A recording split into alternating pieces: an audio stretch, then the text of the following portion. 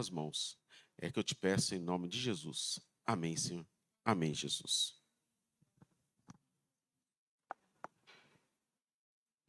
Bom dia, graça e paz. Amém? A paz do Senhor para os pentecostais. Glória a Deus, a paz do Senhor. Vocês já fizeram alguma reforma em casa? Ah, bastante, né? Né, sogro? Bastante reforma. Mas já teve alguma reforma que vocês tiveram que fazer e não podia sair de casa? É o que mais acontece, né? E quando não é só um cômodo, é mais de um. Ou quando você só quer fazer um, mas aparece mais uns 3 aí. Não, a gente nunca foi chamado para o como que é? Lar docilar, né? Mas o que aconteceu quando vocês separaram aquele cômodo para reforma, só que inevitavelmente o outro cômodo enche de pó? Para quem é um pouco chato com limpeza, fica surtado. Para quem é calmo, zen, consegue passar tranquilamente por esse processo. Mas vamos colocar aí nesse cenário aí de limpeza, se você precisa usar todo dia um cômodo. Qual cômodo que a gente mais usa na casa? Banheiro e cozinha, né? Por favor. Dona de casa, donos de casa. Todos têm que ir para a cozinha, não é só dona de casa, né? Vamos lá. Mas a cozinha, para mim, não pode faltar. E olha aqui, eu estou dentro do hall de mulheres dessa igreja que somos julgadas, pré-julgadas. Mas até que eu sei fazer alguma coisa, né, meu bem? Amém. Se eu te falar que eu tenho que limpar a cozinha enquanto o outro cômodo está sendo reformado, mas eu tenho que limpar todo dia, você vai concordar comigo? Tem pessoas que não, né? Então vamos lá.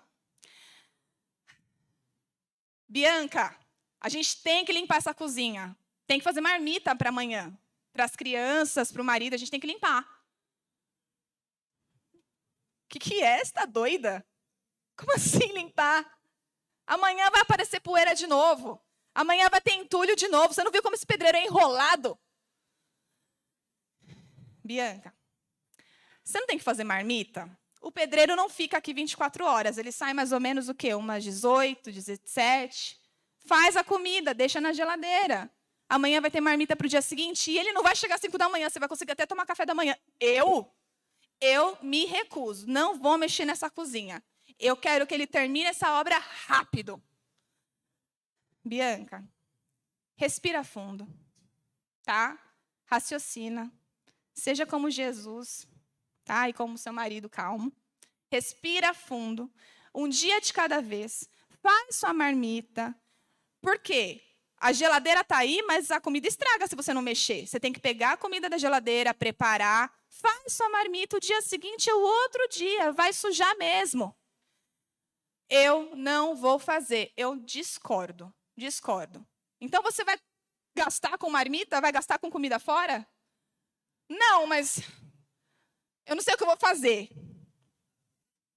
Tá bom. Então, já que você não sabe o que vai fazer, se você não quiser seguir meu conselho, você vai ter um custo muito maior do que ter 10 minutinhos para passar um pano lá em cima, passar uma aguinha no chão, só para você se organizar e comer no dia seguinte. Tudo bem? Por mim, eu não vou fazer isso. Faz você. Se você quer esperar eternamente pelo pedreiro, espera você. Eu não tenho essa paciência. Vamos lá? Abram suas Bíblias em Lamentações, capítulo 3. Vamos ver aqui quem é que está certo. Lamentações, capítulo 3, do versículo 31 ao 33, na tradução NVT. Eu já vou ler, tá bom? Pois o Senhor não abandona ninguém para sempre. Embora traga tristeza, também mostra compaixão. Por causa da grandeza de seu amor, pois não tem prazer em afligir as pessoas e nem lhes causar tristeza. Essa desordem da minha casa, com reforma num cômodo, mas eu tenho que usar um cômodo indispensável. Citaram aqui o sanitário, né, o banheiro, mas a cozinha tem que ter comida. Senão a gente vai gastar absurdamente lá fora. E toda essa desordem, ainda existe uma ordem. Ainda existe um senso de limpeza para que as coisas fiquem no devido lugar. Na nossa casa, a gente pode perder a paciência na reforma, mas se fosse nossa empresa, a gente tinha que dar um jeito. Tem que operar. Já vi isso com meu sogro. Tem um lugar lá para reformar, mas tem que funcionar a pizzaria de algum jeito. Tem que rodar, não é? Empresa não tem que ser assim? E por que a gente ainda tem aquela ânsia de que a obra termine rapidamente? E é sobre a ordem, essa desordem, que a gente vai começar a conversar e sobre esse desespero de que seja concluído rapidamente. E o inconformismo por não estar dando certo na hora que eu quero e como eu quero. E o autor deste texto que nós acabamos de ler, ele fez de uma forma brilhante a reflexão, trazendo a memória ao povo de tudo que eles viveram, mas de uma forma que trouxe como poema. Trouxe poemas para que eles pudessem repetir, se lembrar e entender o que eles tinham passado. E ele conta sobre essa desordem, não a desordem de uma reforma dentro de casa, mas uma desordem que ninguém esperava. A cidade que era riquíssima, a cidade que era produtiva, hoje é uma cidade deserta. A mulher que antes era rainha de todos os povos, é assim que o autor fala, hoje é uma viúva, escrava. Antes a casa que estava tudo bem arrumada, a geladeira funcionando, o fogão funcionando, tudo certinho, foi saqueada. Meus filhos que estavam à minha mesa comendo, se amamentando, se alimentando, hoje morreram de fome. Esse é o cenário que o autor passa de forma linda em 5 poemas. Cada capítulo é um poema. E no primeiro poema, ele já começa de uma forma muito interessante. Cada linha é uma letra do alfabeto. Ele começa falando de acordo com Aleph, Bet, A, B, C. Ele arquitetou tudo. Ele escreveu de uma forma pensada, se lembrando do que o povo dele havia passado, mas de forma que eles nunca se esquecessem. Porque a memória, a gente só lembra de uma coisa que de fato a gente vivenciou. Se a gente ouviu falar, a gente pode até repetir por um momento, igual papagaio. Mas a gente só se lembra mesmo de algo que a gente experienciou ou de algo que esteve muito próximo de nós. Tanto que se a gente decorar uma prova, a gente decora, faz a prova e esquece. Mas a memória, ela vem à nossa mente sempre que a gente está nos sentindo tristes, felizes. A gente não se lembra de coisas boas quando a gente está passando por uma barra? A gente se lembra. Ai, aquela época, né? E aqui, o poeta traz versos que nos fazem entender o cenário daquele lugar e nos faz ter empatia, tanta que a gente se coloca nessa posição de uma cidade vitoriosa que hoje foi saqueada, de uma pessoa rica que hoje é viúva e escrava. O que acabamos de ler é um memorial que representa o que aconteceu com o povo de Israel. Ele foi chamado por Abraão, vocês se lembram? Se lembram? Para que ele fosse pai de nações. Em seguida, ele chamou, depois de alguns anos, ele convocou e levantou um rei chamado Davi, e fez com que a cidade de Jerusalém fosse a cidade de Israel, a Santa Jerusalém, e prometeu ao rei Davi que de Davi sairia um descendente que reinaria para sempre. Mas de repente, não de repente, alguns 580 anos depois, o povo foi levado, deportado para a Babilônia. Se alguém aqui nunca foi deportado, só se lembre do que está acontecendo com alguns dos nossos irmãos em outros países. Tem vida estabelecida, a cultura está lá, a comida, as festas sagradas, tudo está lá. A minha vida está lá. Quem aqui é metódico entende que é um terror sair do lugar em que está. Quem aqui é mais aleatório, gosta de mudanças, não vai ligar se daqui a pouco falar assim, arruma a mala e vamos embora. Mas todos nós sofreríamos se de repente nossos filhos, nossos irmãos, nossos amigos, nós fôssemos deportados para um lugar que nos humilharíamos até as cinzas. Que mostraria para a gente que a gente não era tudo aquilo que a gente falava. E que zombaria de nós e daquilo que a gente acreditava. Diante disso, os escritos, eles utilizam desses poemas em forma de protesto. E eles expressam os mais profundos sentimentos. Ao contrário do que muita gente pensa, o sofrimento, ele só existe, não é para silenciar você. Muitas vezes a gente fala, né, Deus está me fazendo sofrer, mas é para eu ficar em silêncio, para aprender com aquilo. O sofrimento, ele é a confirmação, é a restauração daquela compreensão de que Deus também se faz presente no sofrimento. Por que é importante? Eu falo de poema, falo de expressão escrita. Por que ele teve que escrever? Por que muitas vezes nós temos que colocar para fora o que a gente sente?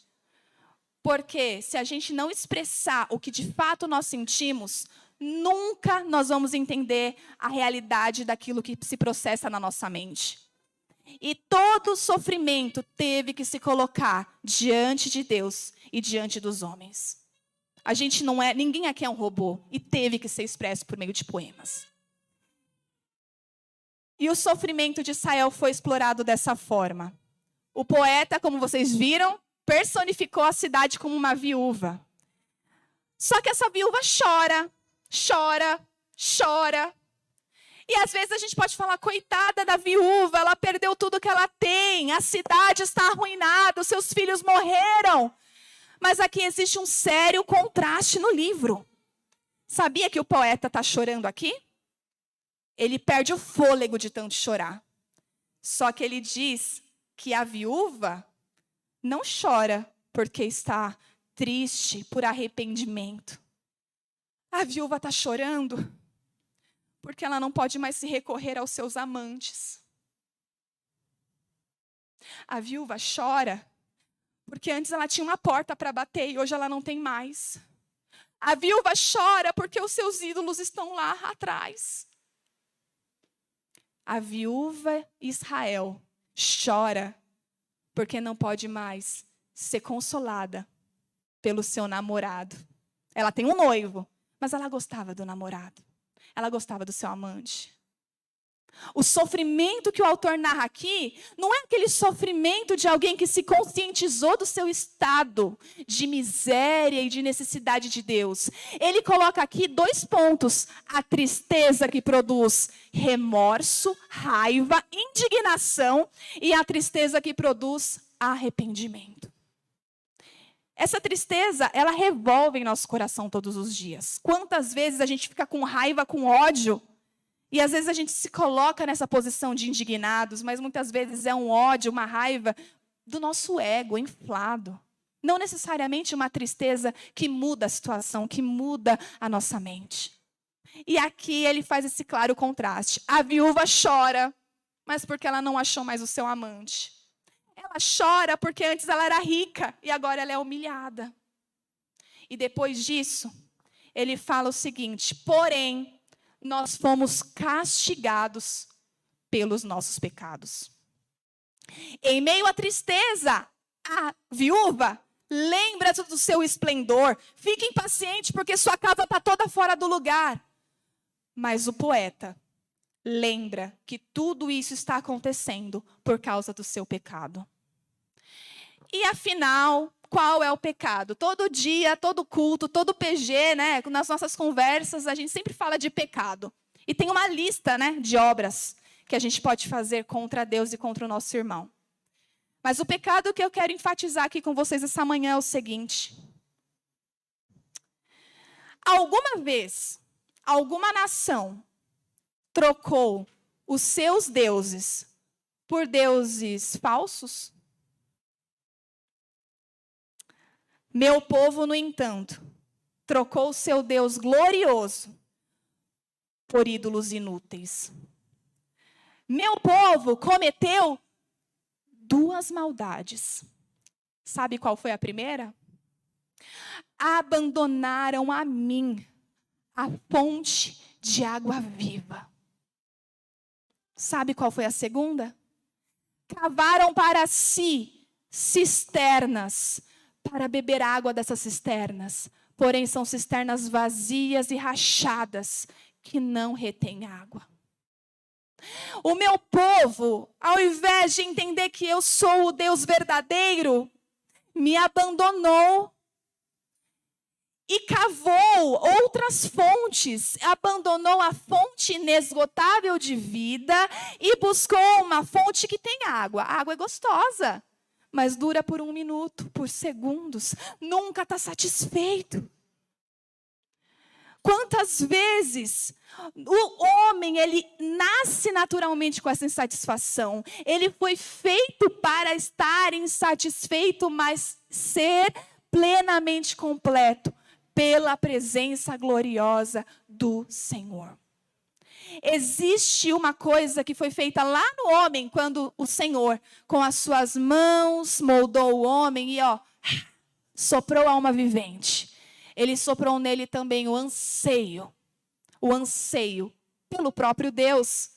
Mas a gente vive, e todos os dias, não é crente, não crente, qualquer um aqui, a gente sempre vive querendo alguma coisa a mais. No PG eu citei isso, até eu olhei para o Fernando e falei, eu tenho um sonho muito grande esse ano para realizar. Mas é um sonho que, se eu satisfazer, eu vou ficar ainda insatisfeita porque eu vou querer mais. Eu vou querer mais, eu quero mais. O homem não é satisfeito por si. Mas quando ele entende que ele abandonou a fonte de água viva, ele se volta para ela e ele vai ser plenamente satisfeito nela. Esse é o pecado. Eu preciso dizer o nome do pecado, gente? Eu preciso listar nomes, ser legalista aqui e dizer que se você fizer tal coisa, mas não fizer tal coisa, você é salvo. Não. O Senhor quebrou esse legalismo por meio da sua vinda e encarnação nessa terra, quando se tornou maldito pelo seu pecado. Enquanto você abandonou a fonte de água viva, a fonte de água viva se encarnou entre nós, cheio de graça, cheio de verdade, para se manifestar a nós e nos dar uma nova esperança. A nossa casa está desordenada, somos uma viúva escrava, fomos levados por exílio, nossos filhos morreram. Ainda há esperança para nós? Ainda há esperança para essa terra desolada? A esperança começa quando existe um que clama por misericórdia. Aqui, toda a terra estava se rebelando contra Deus. Olha o que ela diz. Olha o que ela diz. O Senhor trançou os meus pecados como uma corda para me prender ao jugo do exílio. Em nenhum momento ela diz, eu sei que eu fiz e eu fiz errado, Senhor, me perdoa. Ela diz, você me prendeu ao jugo do exílio, eu era rica, eu era poderosa, eu tinha a minha fé.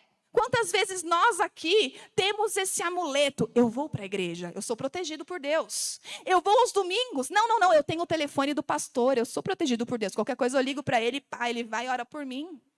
Quantas vezes nós andamos achando que outras religiões ou denominações são legalistas, mas quando a gente se olha, a gente se aprisiona dentro de um senso de que nós somos melhores do que os outros. De que as pessoas que abandonaram a Deus são piores do que nós. Deixa eu dizer uma coisa para vocês. Todos nós fazemos parte da mesma cidade. Ninguém aqui está fora da cidade. Todos nós pertencemos nesse termo, nessa alegoria feita entre a cidade de Jerusalém, que de fato foi Israel, não foi outra cidade. Mas hoje, se formos identificarmos nisso em nós, percebemos que o nosso pecado é abandonar a Deus todos os dias e buscarmos em outras fontes para nos satisfazermos. É o nosso pecado, não é o pecado do outro, daquele que não está ouvindo a pregação hoje. É o nosso pecado. Mas existe esperança. E a esperança não vem de uma pregação eloquente, de uma música bonita num culto, não vem de um livro de autoajuda. A esperança está aqui.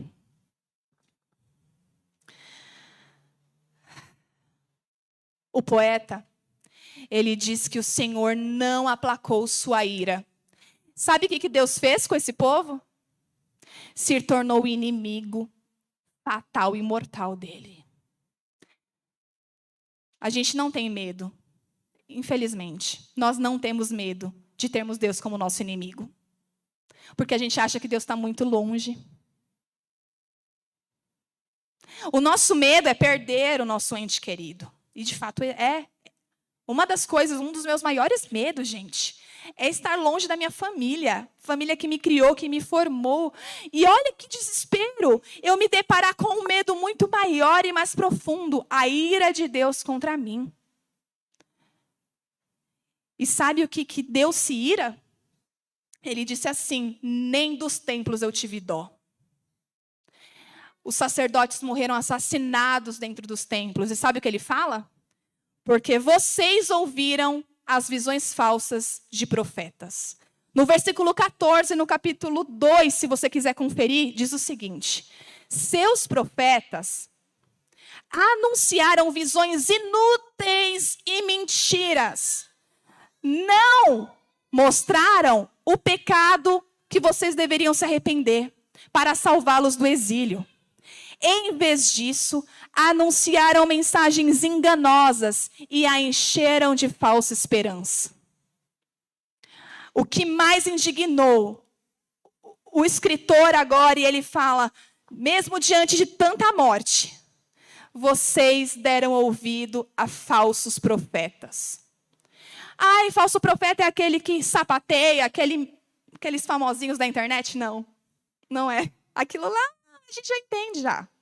Não precisa ficar discutindo sobre isso. Gabriel, não imita ele, tá? Pelo amor, tá muito... Sabe qual que é o falso profeta que tem imperado nos nossos dias, dentro da nossa comunidade? Palavras que inflam o nosso ego. Não necessariamente uma pregação. Algum irmão, algum amigo que você procura, mas porque você sabe que vai apoiar o que você está fazendo. Seus problemas são solucionados quando você vê um vídeo que te acalenta, quando você segue uma pessoa que fala o que você quer ouvir. Só que aqui existe a ira de Deus sobre isso. Ele fala, esses profetas não mostraram os pecados para te salvarem do exílio. Gente, olha que loucura! Era possível que não existisse exílio. Embora Deus havia determinado tudo e Ele é soberano sobre tudo, havia possibilidade deles serem salvos do exílio. Mas eles deram ouvido a profetas e a mensagens falsas que inflavam o ego deles. E eles não ouviram que aquilo era pecado. E aquele pecado levaria eles à morte. Ah, então eu errei, então o erro é de alguém que não pregou para mim? A alma que peca morre. Hoje, a gente já aprendeu que nós somos independentes, mas um grupo, uma igreja. Não existe um sacerdote superior a ninguém aqui. O único sumo sacerdote é Cristo. Porém, todos nós temos uma independência da nossa alma para com Cristo. E dentro dessa ira ardente de Deus, o autor fala: clamem, chorem, supliquem por seus filhos que morrem de fome e sede. Parem de achar que o que você está vivendo é normal. Pare de relativizar a sua rotina. Pare de achar que aquilo, seu irmão que está sofrendo sem Deus, é algo normal. Clame para que os seus filhos não pereçam. Vocês foram abandonados judicialmente. Vocês não entenderam que vocês não são mais filhos. A boca de Deus tinha se vendido para Baal. Os profetas pararam de denunciar o pecado. Mas agora, apesar de todo esse caos, lembra da nossa analogia aqui da nossa casa reformando? Lembram? Em meio ao caos, ainda há ordem. A ordem que não vem de nós, a ordem que veio do soberano Deus. Deus, em sua soberania, sabia que o povo seria levado para a deportação. Sabia que o povo perderia sua identidade, sua cultura, seriam humilhados, seriam mortos. Mas Deus não deixou de ser soberano. O Senhor permanece soberano, mesmo diante do seu pecado. O Senhor permanece soberano, mesmo diante do seu caos. Porque é Ele que põe ordem em todas as coisas. É Ele, por meio dele, que há sustento e harmonia entre tudo. O Senhor é aquele que levou o povo ao cativeiro, mas que o trouxe e o libertou com mão forte. A grande questão aqui é nós reconhecermos Deus nas consequências do nosso pecado. Sabe qual é o problema? A gente acha que o nosso erro, que aquilo que a gente está passando de ruim na nossa vida, é uma provação. E se de fato existem provações, existem tentações. Mas, meu amor, não existe provação para quem não é filho de Deus e que está envezado no seu pecado. Existem lutas diárias, todo mundo passa por luta aqui. Mas aquela provação que a gente fala de Jó era justo. Jó era um homem justo. Mas nós somos como um trapo de imundícia. Quando eu falo que eu passei por provação, eu posso ter passado? Posso. Mas o mais importante é que Deus quer enfatizar nessa palavra que existe um sofrimento que é por meio do pecado. E a gente tem que reconhecer Deus nas consequências do nosso pecado. Existe o sofrimento de coisas que a gente passou por provação mesmo. Mas o maior sofrimento que conduz à morte, se nós não nos arrependermos, é o sofrimento em consequência daquilo que a gente fez contra Deus. Entendam essa diferença, que nós possamos entender essa distinção. Existe o sofrimento que causa dor e arrependimento, mas existe o sofrimento que só traz indignação. Só que agora existe uma esperança. A esperança na fidelidade do Senhor. Aqui, a gente só conseguiu entender tudo que é ruim, né? Que aconteceu na cidade. Poxa, então o que vai acontecer? Como que faz para essa cidade ser restaurada? Queria que vocês abrissem comigo. No mesmo livro, Lamentações, capítulo 3, versículo 22. Diz o seguinte: eu ainda ouso ter esperança quando eu me recordo. O amor do Senhor não tem fim. Suas misericórdias são inesgotáveis. Grande é a sua fidelidade.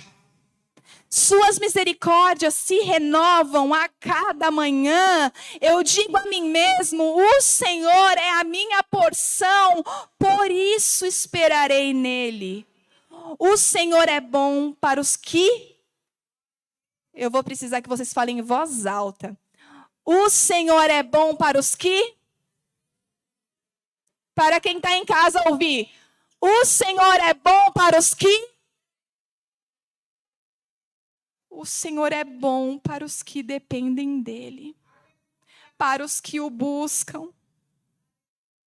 Portanto, é bom esperar em silêncio pela salvação do Senhor. É bom as pessoas se sujeitarem ainda jovens ao jugo da disciplina. Que permaneçam sozinhas e em silêncio sob o jugo do Senhor. Que se deitem com o rosto no pó, porque talvez haja esperança. Que deem a outra face para os que o ferem e aceitem as consequências. Aceitem os insultos de seus inimigos, pois o Senhor não abandona ninguém para sempre. Embora traga tristeza, e vai ter tristeza, também mostra compaixão, por causa da grandeza de seu amor. Pois não tem prazer em afligir as pessoas, nem em lhes causar tristeza. Depois ele diz o seguinte: então por que nós, seres humanos, isso já está em outra parte, por que a gente se queixa que a gente está sendo castigado pelos nossos pecados? Foi a mão de Deus que fez isso.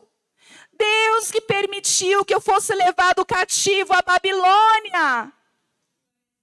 Mas Ele não tem alegria quando me faz sofrer. O Senhor, quando viu o nosso pecado e a nossa muita dívida, nos deu uma esperança. E essa esperança estava lá naquela cruz. A esperança foi levada muda. Agradou ao Senhor moê-lo e fazê-lo enfermar. Mas a nós o Senhor não se alegra quando existe sofrimento em razão do pecado, porque Ele já fez o seu Filho único sofrer e se moer e pagar por uma dívida que não era dele. O que nós podemos aqui perceber é que muitas vezes a gente não questiona onde está o Senhor quando tudo vai bem. Acabei de inaugurar a empresa, ou acabei de conquistar alguma coisa, acabei de dar certo em alguma coisa na minha vida. Eu não consigo procurar Deus naquilo. Eu falo glória a Deus, graças a Deus, gratidão. Normal. Mas será que eu consigo dar honra e glória ao Senhor com todo o meu ser, com todo o meu conhecimento, com minha honestidade, com as minhas boas obras, com a minha fidelidade ao Senhor? Eu não consigo procurar o Senhor quando está bem. Mas muitas vezes a gente pergunta onde está o Senhor em meio ao sofrimento. E isso é a nossa natureza. Mas diante disso, mesmo nós perguntando, cada um de nós perguntando onde está Deus agora enquanto a gente sofre, preciso afirmar uma coisa para vocês. Continuem clamando. Mesmo que você fale, mas ele não vai me ouvir. Continue clamando, porque existe um sumo sacerdote que se compadeceu por você. Não foi eu, não foi seu pastor, não foi seu marido, não foi sua esposa. Foi o próprio Cristo, que se colocou em seu lugar e fez como condenado, como ele passou por tanta humilhação. Ele foi condenado em nosso lugar. O sumo sacerdote que se compadeceu de nossas fraquezas, é a nossa única esperança. E agora, a gente precisa se lembrar. A casa não estava uma desordem. Finalmente, a gente pode se lembrar que o Senhor não se alegra em me fazer sofrer. Que em meio à desordem da minha casa, ainda existe a ordem de Deus. Ainda existe a confirmação de que o Senhor é fiel, embora eu tivesse sido infiel. Que o Senhor é misericordioso, embora eu não tivesse agido com misericórdia, mas hoje, por meio de Cristo, eu terei o caráter dele. Esse caráter que foi disposto livremente para vocês, essa fonte de água vivas, de misericórdia, de vida, de cura, ela não veio só para você que está aqui nesse domingo. Ela veio para que você transborde para o seu irmão. Ela veio para que você receba dessa água plena e viva e possa alimentar e saciar outras bocas, outras gargantas. Vamos nos colocar de pé nessa manhã?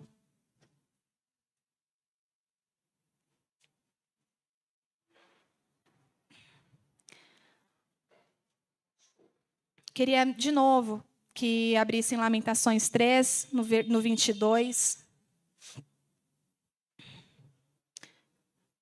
Hoje, o que nós podemos trazer como uma mensagem escrita por esse autor e que passa um filme de tanto sofrimento que Israel passou e um filme na nossa cabeça de tanto sofrimento que a gente tem carregado nos nossos ombros, uma coisa é certa. Esse sofrimento que você tem colocado como um jugo no seu pescoço, já foi tirado por Jesus. Aqui, eles tinham o jugo do pecado. Hoje, o nosso jugo é leve. Hoje, o nosso fardo é suave. Porque o próprio Cristo levou sobre si tudo o que era contrário a nós. Nós éramos inimigos mortais de Deus. Mas por meio de Cristo, a nossa esperança real, nós fomos reconciliados com Deus. Senhor, nessa manhã, nós colocamos diante do Senhor aquilo que tem nos trazido enfado e tristeza. A tristeza que muitas vezes nos tira o sono. Não é a tristeza que faz a gente mudar de atitude, mudar de mente. É a tristeza que nos traz indignação porque a gente está sendo humilhado. Indignação porque a nossa vida não dá certo. Indignação porque as coisas não estão de acordo com o que eu imaginei. Indignação porque eu sou filho e filho tem que ser abençoado. Nos perdoa por pensar assim. Nos perdoa por sermos tão legalistas a ponto de dizer que o Senhor deve alguma coisa para a gente por causa que a gente faz alguma boa obra. Mas hoje, assim como o poeta disse, ainda me lembro de uma coisa, e isso me dá esperança, que possamos nos lembrar hoje e meditarmos na sua palavra, nessa fidelidade da sua palavra, a ponto de nunca mais nos esquecermos que o Senhor é misericordioso e que o Senhor nos tirou da ira ardente e condenação eterna. O Senhor nos salvou de forma soberana, assim como o Senhor salvou e perdoou Israel, assim o Senhor nos perdoou. Portanto, o teu amor não tem fim. O nosso amor se esgota, mas o teu não. As nossas misericórdias têm um limite, as suas são inesgotáveis. Nós somos fiéis até certo ponto. Grande é a sua fidelidade.